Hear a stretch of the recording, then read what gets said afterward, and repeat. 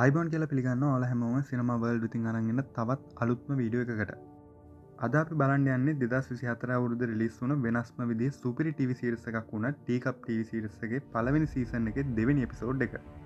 ඉතින් පළවෙනි එපිසෝඩ් එක බලපු නැති කෙනෙක් ඉන්නවා නම් මම පහළ ඩිස්ක්‍රිප්ෂන් එකේ පළවෙනි එපිසෝඩ් එක ලින්ක් එක දාලා තියෙනවා. ඒ එපිසෝඩ් එක බලලා මේ එපිසෝඩ් එක බලන්න එන්න කියලා මම ආදරෙන් මතක් කරනවා. මොකද පළවෙනි එපිසෝඩ් එක බැලුවේ නැත්නම් මේ කතාව වෙන කිසිම දෙයක් ඔයාලට තේරෙන්නේ නැහැ. එහෙනම් අපි යමු ටීකප් TV සීරීස් එකේ පළවෙනි සීසන් එකේ දෙවෙනි එපිසෝඩ් එකට.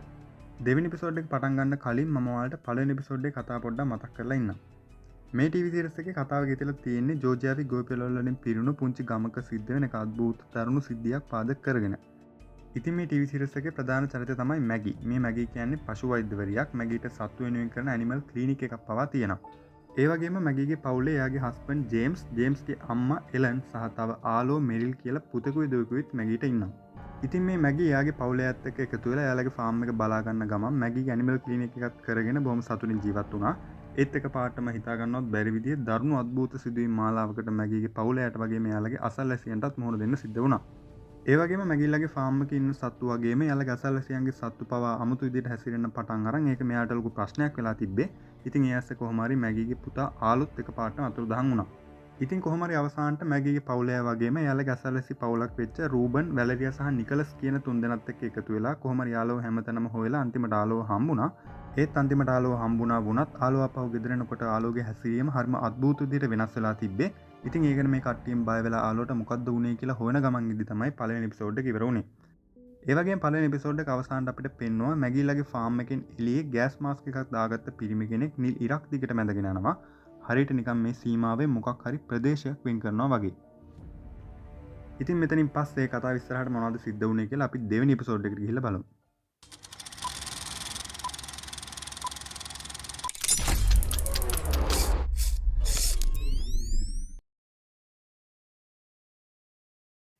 දෙවෙනි එපිසෝඩ් එක පටන් ගද්දී අපිට ජේම්ස්ලගේ ගෙදර වගේම මැගිගේ ඇනිමල් ක්ලිනික් එකේ වෙන සිද්ධියක් පෙන්වනවා. ආලෝ කැලේ ඉඳන් ආපු වෙලාවෙ ඉඳන් ආලෝ අමුතු විදිහට හැසිරෙන එක නිසා මේ හැමෝම ගොඩක් කලබල වෙලා තමයි හිටියේ. දැන් ඒ ඇස්සේ තවත් අමුතු සිද්ධියක් වෙන්න පටන් අරන්. ජේම්ස්ලා ගෙදර වගේම ක්ලිනික් එකේ හැමතැනම දාලා තියෙන ලයිට් එකපාරටම හරි අමුතු විදිහකට නිවිපත් වෙන්න පටන් අරන්. ඒ වගේම ගේ ඇතුලේ තියෙන රේඩියෝ වලුත් තාපව ෆ්‍රීකවන්සි එක වැඩි වෙලා කනට අහන් ඉන්න අමාරු සද්ද ඇහෙන්න පටන් ගන්නවා. ඊට පස්සේ මේ සිද්ධියත් එක්කම මෙතන ඉන්න හැමෝම කලබල වෙලා හදිසි අමුතුන් අංශයට කෝල් එකක් ගන්න හදනවා. මොකද ආලෝටත් දැන් සිහිය නැහැ. ඒ නිසා මේ හැමෝම දැන් ගොඩක් බය වෙලා තමයි ඉන්නේ. ඒත් හදිසි අමුතුන් අංශයට කෝල් එකක් ගන්න මේ කාගේවත් ෆෝන් වලට සිග්නල් නැහැ. මේත් එක්කම අපිට පෙන්නනවා කලින් එපිසෝඩ් එකේ අපිට පෙන්නපු ගෑස් මාස්ක් එකක් දාගත්ත කෙනාව. ඉතින් මේ ගෑස් මාස්ක් එකක් දාගත්ත කෙනා ඈතට වෙලා මේ වෙන හැම සිද්ධියක් දිහාම බලාගෙන තමයි ඉන්නේ. ඊට පස්සේ මැගි දැන් ආලොත් අසනීපෙන් වගේ සිහියක් නැතුව ඉන්න නිසා ජේම්ස්ට කියනවා ආලෝ හොස්පිටල් එකට අරන් යමු කියලා. ඊට පස්සේ ජේම්ස්ුත් ඉක්මනටම ගරාජ් එකට යනවා එයාලගේ වාහනේ අරන් එන්න.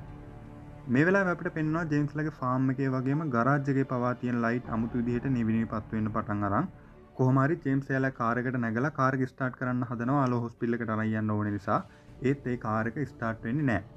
ජේම්ස් ආයෙ ගොඩක් පාරක් try කරනවා කාර් එක කොහොම හරි ස්ටාර්ට් කරගන්න. ඒත් ජේම්ස් කොච්චර try කරත් ජේම්ස්ගේ කාර් එක මේ වෙලාවේ ස්ටාර්ට් වෙන්නෙම නැහැ. ඉතින් ඒ නිසා මේ වෙලාවේ රූබනුත් එයාගේ වාහනේ ස්ටාර්ට් කරන්න බලනවා. ඒත් රූබන්ගේ වාහනේ ස්ටාර්ට් වෙන්නෙත් නැහැ. ඊට පස්සේ ඩොනල්ඩ් මේක දැකලා මම ආලෝ හොස්පිටල් එකට අරන් යන්නම් කියලා ඩොනල්ඩ් එයාගේ කැබ් එක ස්ටාර්ට් කරන්න හදනවා. ඒත් ඩොනල්ඩ්ගේ කැබ් එකවත් මේ වෙලාවේ ස්ටාර්ට් වෙන්නේ නැහැ.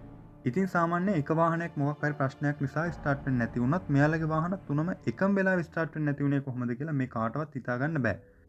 ඔන්න මේ වෙලාවෙම මේ කට්ටියට තවත් ප්‍රශ්නයක් වෙනවා. මේ වෙලාවේ එකපාරටම කරන්ට් එක ගිහින් ඒ නිසා ජේම්ස්ලාගේ ෆාම් එකේ වගේම ගෙදර එළියේ තිබුණු ලයිට්ස් ඔක්කොම නිමිලා යනවා. දැන් නම් මේ හැමෝම ගොඩක් කලබල වෙනවා. මේ කාටවත් මේ වෙන අමුතු සිද්ධි ගැන කිසිම දෙයක් හිතා ගන්නවත් බෑ. ඒ වගේම දැන් මැගිට තේරෙනවා කරන්ට් එකක් ගියපු නිසා සිහියත් නැතුව ඉන්න ආලෝව එළියේ තියාගෙන ඉන්න එක අනතුරුදායකයි කියලා. මොකද මැගි හිතනවා ආලෝවට මේ සිද්ධ වෙන්න හේතුනේ මුකා වුණත් ඌ තාමත් එළියේ ඉන්නවා කියලා. ඊට පස්සේ මැගි එලනුයි මෙරිලුයි එක්ක එකතු වෙලා ආලෝ ගේ ඇතුළට එක්කන් යනවා. ඉතින් මෙයාලත් එක්කම නිකල්සුත් ගේ ඇතුළට යනවා. දැන් කරන්ට් එකක් නැති නිසා ඉටිපන්දමක්වත් හොයාගෙන මේ කට්ටියට උදව් කරන්නේ. ඔන්න මේ වෙලාවේ ක්ලෙයාගේ බල්ලා ඩියුක් එකපාරටම කැලේ දිහා බලාගෙන එක දිගටම නවත්තන්න නැතුව හයියෙන් බුරන්න පටන් ගන්නවා. ඉතින් ක්ලෙයාත් උත්සාහ කරනවා ඩියුක්ව සංසුන් කරගන්න. ඒ ඩියුක් සංසුන් වෙන්නේ නැහැ. පේන විදිහට නම් ඩියුක්ට මොනවා හරි දෙයක් ගැන ඉව වැටලා වගේ. ඊට පස්සේ මෙතනට ජේම්ස් දුවගෙන ඇවිල්ලා කියනවා එයාලගේ ෆාම් එකේ ඉන්න අශ්වයෙක්ගේ පිටේ හරි ගිහින් කාගෙන් හරි උදව්වක් ඉල්ල ගන්න බලමු කියලා. ජේම්ස් රූබන්වත් මෙතනින් එක්කගෙන යනවා. දැන් ඩියකුත් කැලේ දිහා බලාගෙන එක දිගටම හයියෙන් බුරන ගමන් ඉන්නේ. ඊට පස්සේ ඩොනල්ඩ් තීරණය කරනවා එයාගේ ගන් එකත් අරගෙන කැලේට ගිහින් ආලෝට මේ දෙක කරපු කෙනාව කොහොම හරි හොයාගන්න. ඒ ක්ලෙයා නම් ඒකට පොඩ්ඩක්වත් කැමති වෙන්නේ නැහැ. ක්ලෙයා ඩොනල්ඩ්ට කැලේට යන්න එපා කිය බල කරනවා. ඒත් කොහොම හරි ඩොනල්ඩ් ක්ලෙයා කියන දේවත් අහන්න නැතුව කැලේ ඇතුළට යනවා. ඊට පස්සේ ක්ලෙයාත් දැන් වෙන කරන්න දෙයක් නැති නිසා වැලරියා එක්ක ගේ ඇතුළට යනවා. මේ සිද්ධියෙන් පස්සේ අපිට ආපහු පෙන්වන්නේ ආලෝව. දැන් මැගී ආලෝගේ සෞඛ්‍ය තත්ත්වය ගැන පරීක්ෂා කරනවා. ආලෝට මොකද්ද වෙලා තියෙන්නේ කියලා හොයාගන්න. ඉතින් මේ වෙලාවත් ආලෝ එක වචනයක්වත් කතා කරන්නේ නැහැ. ඒ වගේ මැගී මේ වෙලාවේ හොයාගන්නවා ආලෝගේ අත්වල ලේ පාරවල් තිබ්බට ඒ ලේ ආලෝගේ නෙමෙයි. ඉතින් මැගීටත් මේ ගැන හරින් පුදුමයි. ඊට පස්සේ මැගී කියනවා ආලෝගේ ඔළුව කොහරි වැදිලා ආලෝ දැන් කම්පණය වෙලා වගේ ඉන්නේ කියලා. ඉතින් ඒත් එක්කම මෙච්චරලා එක වචනයක්වත් කතා කරන්නේ නැතුව හිටපු ආලෝ මැගීට කියනවා මම කම්පණය වෙලා නැහැ කියලා. ඉතින් ආලෝ මෙහෙම කිව්ව නිසා මෙතන ඉන්න හැමෝම දැන් හිතන්නේ මෙයාගේ අවධානය ගන්න ආලෝ බොරුවක් කරා කියලා. ඒත් මැගීට නම් තේරෙනවා ආලෝ බොරුවක් නෙමෙයි කරේ කියලා. මොකද ආලෝගේ අත්වල තියෙන පාරවල් වලින් පවා පේනවා ආලෝ කවුරු හරි කෙනෙක් ඇදගෙන ගිහින් තියෙනවා. ඊට පස්සේ මැගී මෙරිල්ට කියනවා ගිහින් තුවායකුයි අයිස් කැටරිකුයි අරන් එන්න කියලා. ඒ වගේම මැගී වැලරියාවත් පහලට යවනවා දොරවල් ඔක්කොම ලොක් කරලාද කියලා බලලා එන්න කියලා. ඊට පස්සේ මැගී ආයෙමත් ආලෝගෙන් අහනවා කවුද ඔයාට මෙහෙම කරේ? ඔයාට ඇත්තට මොකද්ද වුනේ කියලා දැන්වත් කියන්න කියලා. ඒ ආලෝ ඒ ගැන වචනයක්වත් කතා කරන්නේ නැහැ. හැබැයි ආලෝ මේ වෙලාවේ මම එක දෙයක් ගැන නම් දන්නවා කියලා ආලෝ කියනවා අපි ඉක්මනට මෙතන යන්න ඕනි කියලා. ඉතින් ආලෝ එහෙම කිව්ව නිසා මැගිත් අහනවා කොහෙටද අපි යන්න ඕනේ? අනික ඇයි එහෙම අපි යන්නේ කියලා.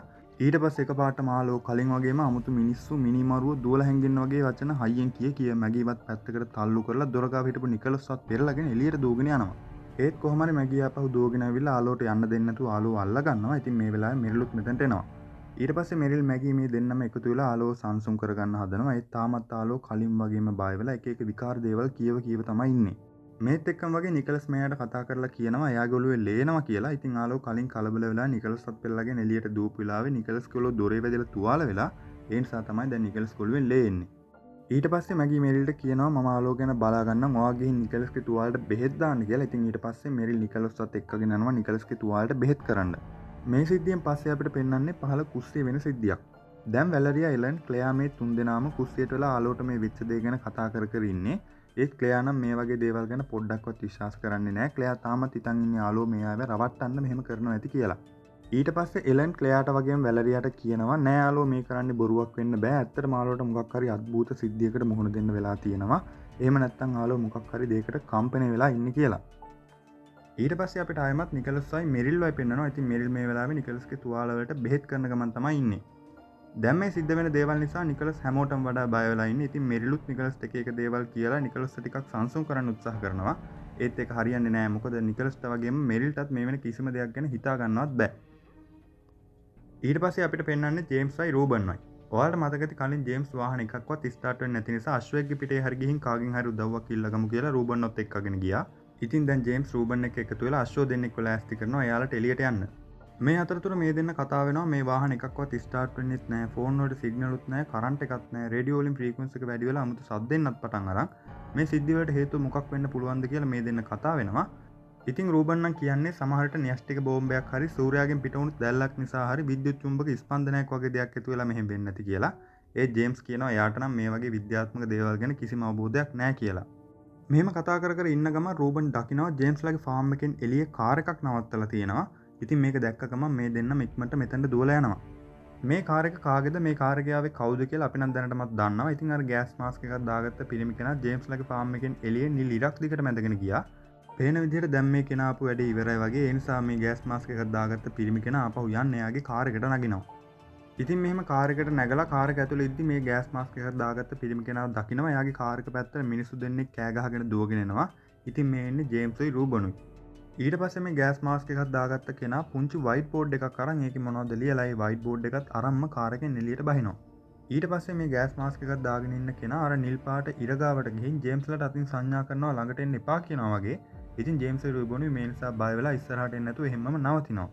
ඊට පස්සේ ගෑස් මාස්ක් එකක් දාගත්ත කෙනා ජේම්ස්ටයි රූබන්ටයි අර නිල් පාට ඉර පෙන්නලා එයා මොනවද ලියපු ඒ පුංචි වයිට් බෝඩ් එක පෙන්නනවා. ඉතින් ඒ වයිට් බෝඩ් එකේ ලියලා තියෙන්නේ don't cross the line කියලා.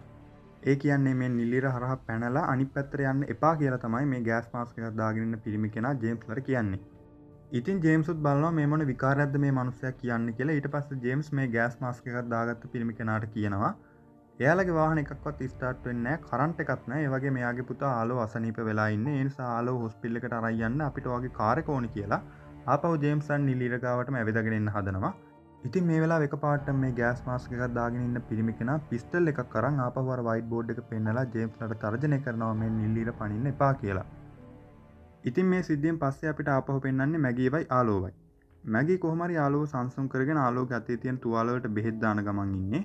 හැබැයි ආලෝ මේ වෙලාවේ සංසුන් වෙලා වගේ හිටියට ආලෝයාගේ අම්මා මැගී දිහා හරිම අමුතු විදිහට තමයි බලාගෙන ඉන්නේ. ඊට පස්සේ මැගී බෙහෙත් දාලා ඉවරලා අනිත් පැත්ත හැරෙනවත් එක්කම ආලෝ ළඟ තිබ්බ කතුරක් අරගෙන ඒ කතුරෙන් එයාගේ අම්මට අනින්න හදනවා. ඒත් මැගී කොහොම හරි ඒක දකිනවා. ඒ නිසා මැගීට කිසිම කරදරයක් වෙන්නේ නැහැ. ඉතින් දැන් ආලෝ ආයෙමත් කලින් වගේම එක එක විකාර වචන එක දිගටම කියව එළියට යන්න හදනවා. ඒත් මැගී ආලෝට යන්න දෙන්නේ නැතුව කොහොම හරි දොර හරස් කරගෙන ඉන්නවා. ඊට පස්සේ එකපාරටම ආලෝ තරහින් එයාගේ අම්මට කියනවා ගෑණිය දුවපන් කියලා. ඉතින් මැගිත් මේ වෙලාවේ පුදුම වෙනවා. එයාගෙන් පුතා ආලෝ එයාට මේ විදිහට කතා කරන්නේ නැහැ කියලා. මැගීටත් ඉතින් ඒක හිතා ගන්න බෑ. ඊට පස්සේ ආයෙමත් ආලෝ කතුර අරගෙන මැගීට අනින්න හදනවා. ඒත් මේ වෙලාවේ නම් මැගී කොහොම හරි ආලෝගේ අතේ තියෙන කතුර ආපහු උදුරලා අරන් පැත්තකට විසි කරලා ආලෝ බදා ගන්නවා. ආලෝ සංසුන් කරන්න හිතාගෙන. ඉතින් මේ වෙලාවේ ආලෝ එකපාරටම කියනවා අම්මේ මම නෙමෙයි මේ දේවල් කරන්නේ මම නෙමෙයි කියලා. මැගිත් දැන් හොඳටම බය වෙලා ඉන්නේ. කොහොම හරි මැගී ආලෝ මේ කියන දේවල් අහගෙන ඉන්නවා. ඉතින් මේ එක එක වෙලාවට ආලෝට මොකද්ද වෙන්නේ කියලා මැගීටත් තාම හිතා ගන්නවත් බෑ. ඒත් දැන් නම් මැගීට තේරෙනවා ආලෝට කම්පැනියකට එහා ගියපු මොකක් හරි අద్භූත දෙයක් සිද්ධ වෙලා තියෙනවා. ඉතින් මැගී පවා මේ වෙලාවේ ගොඩක් බය වෙලා ඉන්නේ. ඒත් මැගී කොහොම හරි එක එක දේවල් කියනවා ආලෝ වගේම එයාවත් සංසුන් කරගන්න. මෙහෙම ටික වෙලාවක් ගිහින් මැගී ආලෝට ඇහෙන්න සින්දුවක් කියන්න පටන් ගන්නවා. ඉතින් පුංචි ආලෝත් එයාගේ අම්මා මැගීගේ සින්දුව හරිම සතුටින් අහගෙන ඉන්න ගමන් ආලෝ මේ වෙලාවේ ටිකක් අමුතු වැඩක් කරනවා. ආලෝ කලින් එයාගේ අම්මා මැගී කුරුමිනියාව අල්ලගත්ත තේ කෝප්පය අතට අරගෙන එයා ගාව තිබුණු ජිල් බෝල කීපයක් අරන් ඒ බෝල ටික බිමින් තියලා ඒ ජිල් බෝල ඔක්කොම අර තේ කෝප්පෙන් වහනවා. ඉතින් ආලෝ එකපාරට මේ වගේ දෙයක් කරේයි කියලා මැගීටත් තේරෙන්නේ නැහැ. ඒ නිසා මැගීත් ආලෝ කරන මේ වැඩේ දිහා ගොඩක් පුදුම වෙලා තමයි බලන් ඉන්නේ.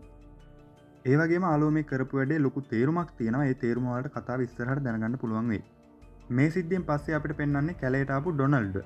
ඩොනල්ඩ් දැන් එයාගේ ගන් එකත් අරගෙන කැලේ පුරාම ඇවිද ආලෝට තුවාල කරපු කෙනාව හොයනවා. මොකද ඩොනල්ඩ්ට වගේම මේ හැමෝටම ලොකු ප්‍රශ්නයක් තිබ්බා ආලෝට මේ සිද්ධ වුණ දෙයට හේතුව කවුද කියන එක හොයාගන්න.